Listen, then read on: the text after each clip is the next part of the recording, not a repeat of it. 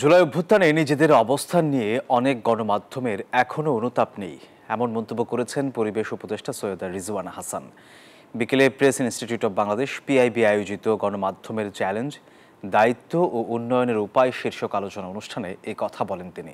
উপদেষ্টা বলেন, রমজান মাসে বাজারে নিত্যপণ্যের দাম কমলেও কোনো প্রশংসা নেই, কিন্তু দাম বাড়লেই গণমাধ্যম ঝাঁপিয়ে পড়ে।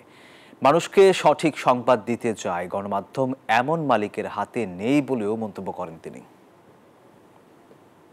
আমরা অনেক মাধ্যম কিন্তু জুলাই আগস্টের গণ অভ্যুত্থানের খবরও প্রচার করি নাই।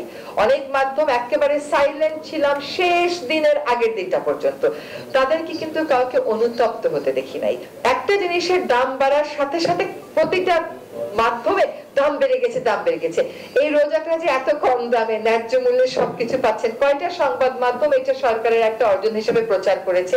কেন করছে না? তাহলে ওই যে মানে অনুতপ্ত না হওয়ার সাথে কি এটার একটা সম্পর্ক আছে? এটা আমি মাঝে মাঝে বসে বসে ভাবি।